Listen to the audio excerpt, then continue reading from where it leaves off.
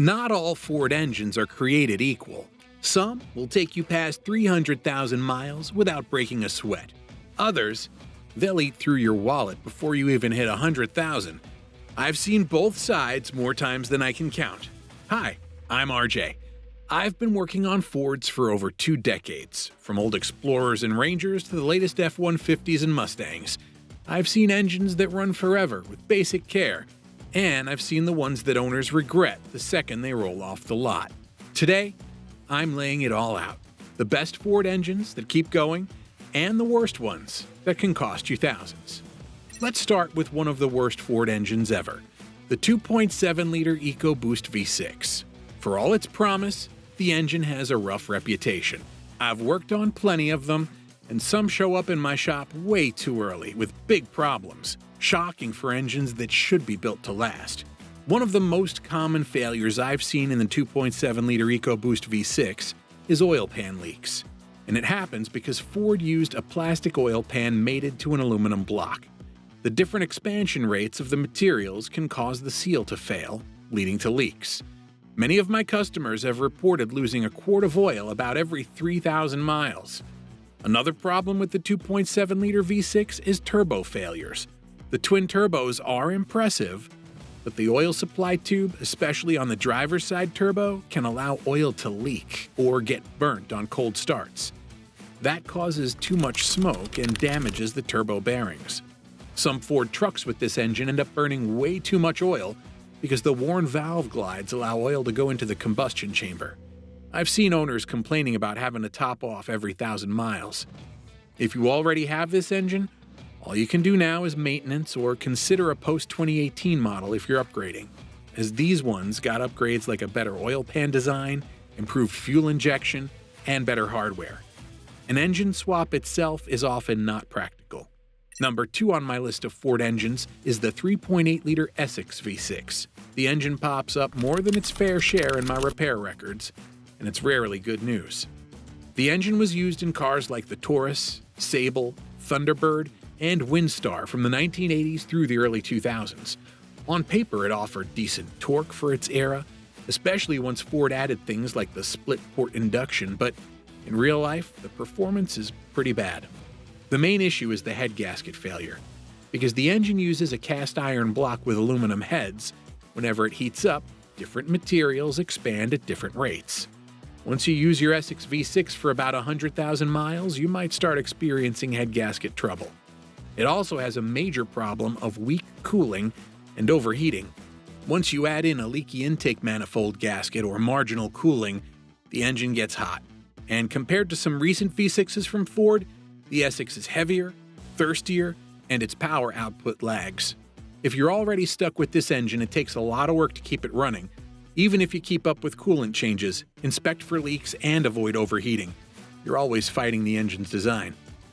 Moving to number 3, I never recommend the 5.4-liter Triton V8 engine to anyone.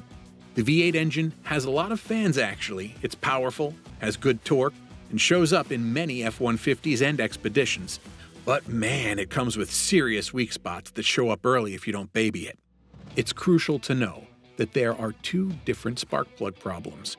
The early 2-valve Tritons from around 1997 to 2003 often had only 4 threads of aluminum holding the spark plugs in. When you have heat, pressure, and vibration together, the plug can literally blow out of the head. The later 3-valve models from 2004 to 2010 had the opposite issue.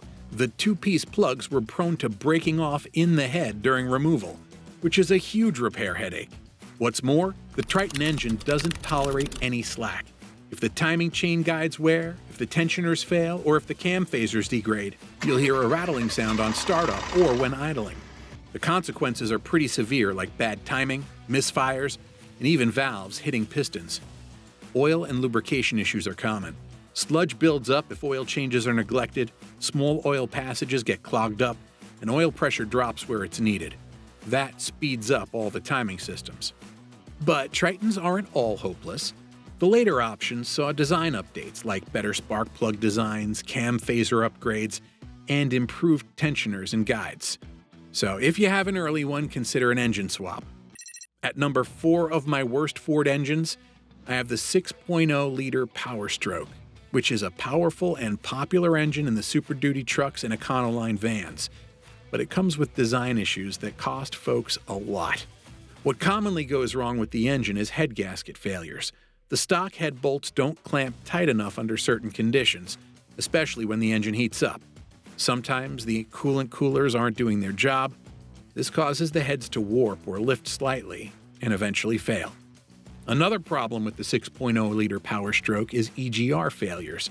The exhaust gas recirculation cooler is prone to soot and coolant contamination. When it fails, coolant can leak or boil, eventually raising temperatures.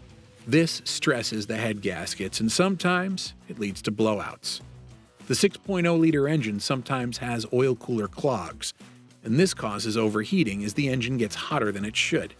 It makes other parts like the turbocharger and injector control suffer, but one issue is that the repairs on this engine can be brutal. To fix a head gasket or a badly warped head, you need to remove a lot of parts, sometimes even pulling the cab. You might end up spending so much money fixing the engine over the years. And number 5 is one engine that you might want to avoid, the 1.0-liter EcoBoost 3-cylinder. At first, it seemed like a good engine with a small size and good fuel mileage.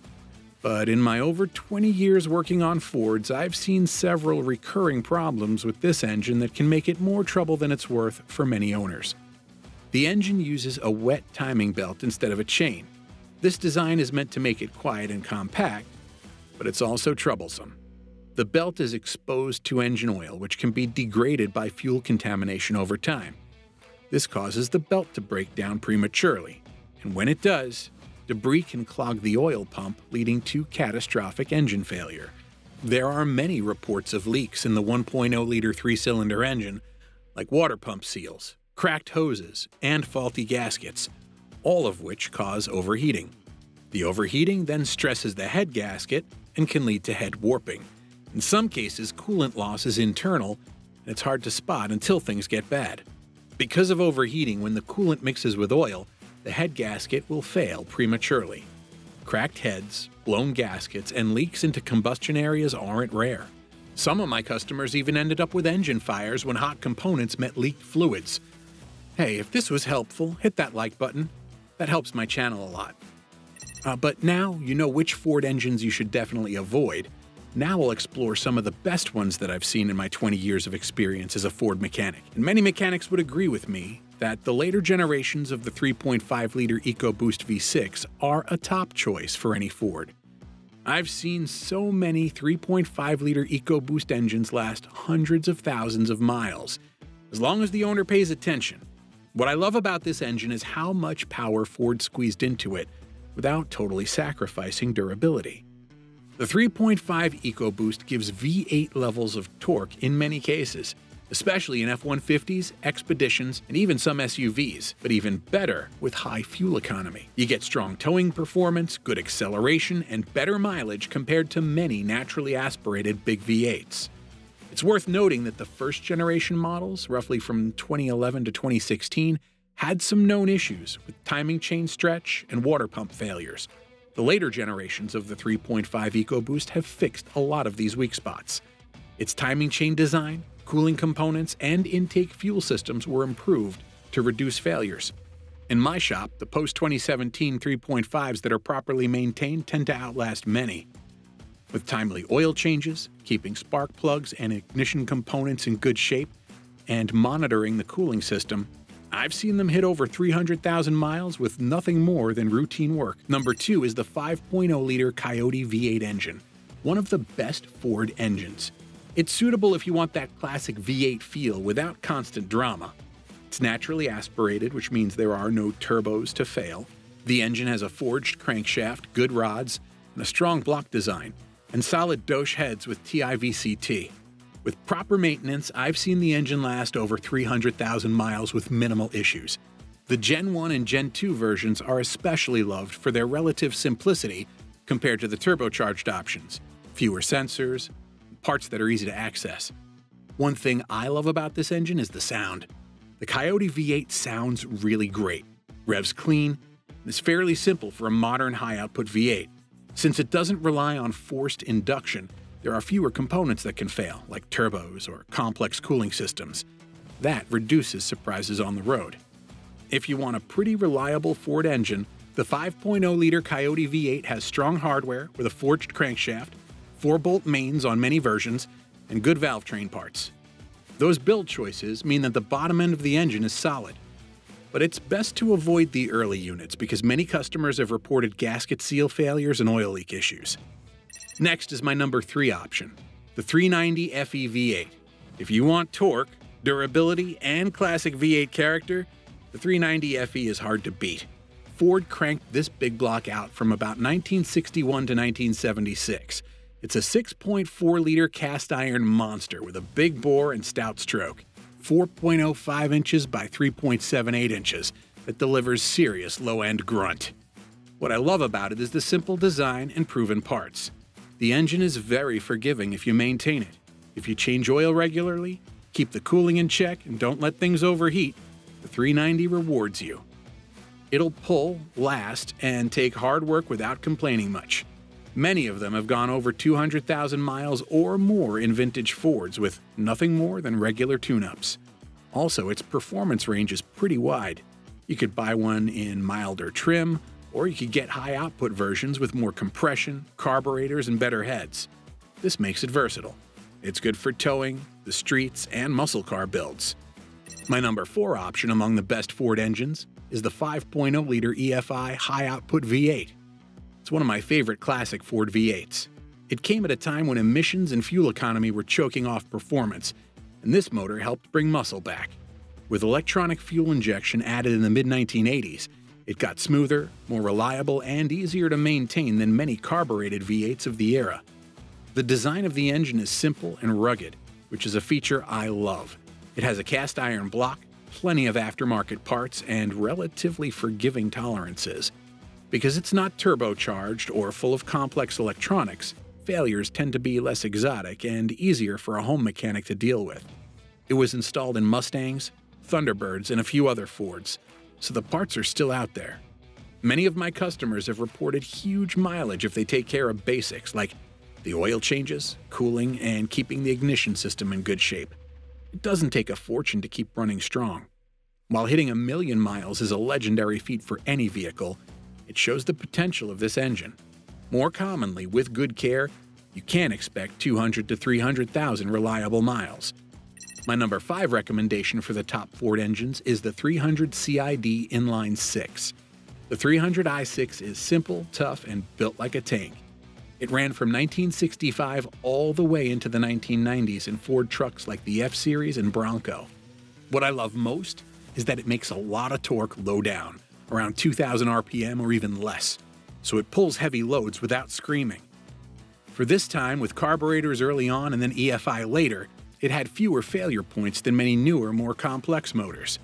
The Ford 300 CID Inline 6 engine uses a cast iron block and head and has 7 main bearings and timing gears instead of belts and chains. That adds up to durability. Folks still run them over 300,000 miles with nothing more than regular oil changes, keeping the cooling up, and basic tune-ups. If you've got one of these, treat it well. Keep the oil clean and changes frequent, flush the cooling system, and always check for leaks. I've seen a 306 still going strong in an 80s F-150 at 300,000 miles with nothing more than those basics. The Barra is one of those engines that surprises you and takes up the number 6 option in my video. It has tons of strength, smooth power, and serious tuning potential. It came stock in Aussie Falcons, Territory SUVs, and more. It's a Doge 24-valve engine with variable cam timing, and later turbo versions are very well put together. The early turbo Barra models, like the 240T and 245T, gave about 330 horsepower. And as the engineering improved with larger turbos and better intercoolers, some factory versions hit about 346 horsepower. Even beyond the factory, I've seen Barra blocks crack out over 1,000 HP with builds and upgrades like forged pistons, upgraded rods, bigger injectors, and better boost control. And many of them still run strong without crazy upkeep. In my shop, the Barra turns heads because it's one of the rare modern inline 6s. At number 7, I recommend the 7.3-liter Power Stroke diesel. The 7.3 is pretty legendary. It's built tough, with a cast iron block and head, forged steel connecting rods, and a reliable, hydraulically actuated electronic injector fuel system. What really stands out is the longevity. If the engine is taken care of with fresh oil, clean filters, and good cooling, it usually hits 500,000 miles or more without major internal failure. Although the engine isn't perfect out of the box, the design doesn't demand as much fancy maintenance as later diesels do. For truck owners who tow or haul, its torque and reliability under load are very comforting. When respected and maintained, it outworks and outlasts many newer, more complex engines. For someone who wants diesel toughness, dependable torque, and an engine that gives more than it takes, this one's hard to beat. My recommendation at number 8 is the 6.7-liter Power Stroke diesel, which is Ford's heavyweight workhorse. It's built on a compacted graphite iron block with reverse flow aluminum heads and dual water jackets for cooling. That gives it serious strength under load. With proper care, many owners push these past 400,000 miles before needing major work. In fact, some heavy towing, well-maintained trucks show even more when the owner stays on top of maintenance. The power and torque are impressive. It has a turbo setup, a good fuel system, and modern emissions technology. So if you buy right and maintain it correctly, you get a diesel that can haul heavy loads and last a long time. But I'd recommend checking the build date, as the post-2015 engine tends to have fewer teething troubles. Also, monitor the turbo health of the engine and watch for boost leaks and strange noises. If treated right, it can haul hard, last long, and avoid many of the failures earlier models suffered. I always recommend this engine to customers who need a big diesel without constant drama. Number 9 is the 5.2-liter Predator supercharged V8 engine, especially under the hood of the Shelby GT500 and the F-150 Raptor R. One of Ford's newer supercharged V8s, it delivers about 700 horsepower and 640 pound-feet of torque in stock form. It uses an aluminum block and heads, doche, cam timing, and a Big Eaton supercharger. What wins me over is its engineering, as the 5.2-liter V8 offers performance and modern tech done right. It's not just about peak power, but also about how well the internals handle that power. The folks at LMR Dyno to Raptor R, and even though you lose some power at the wheels versus the flywheel, the delivery is strong and torque is plentiful across the rev range.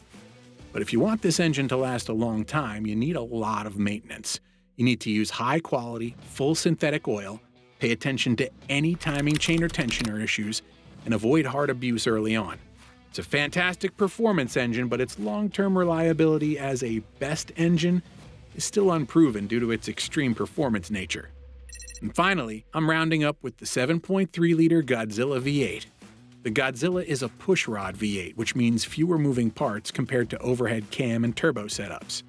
That reduces complexity, lowers the chances of weird failures, and makes service easier in many cases. Ford also uses a cast iron block, 6-bolt mains, a forged crankshaft, and a solid cooling design. All of that gives the kind of durability that big truck users want. Many of my customers have reported solid performance under towing and heavy loads. It hasn't yet piled up decades of data like older engines, but what's available looks promising. I believe the 7.3 Godzilla is among Ford's best modern V8s for people who tow heavy, work hard, or beat up their trucks. But its reliability depends a lot on how it's used and maintained. If you have any of the worst Ford engines I mentioned, you should focus on maintaining them as best as you can, or consider a swap if you can't deal anymore. But choosing one of Ford's best engines is the perfect way to stay on the road for over 300,000 miles. If you want more real advice for Ford owners, make sure to subscribe. And check out my next video, where I share some pro tips about hidden Ford features you'll regret not knowing sooner.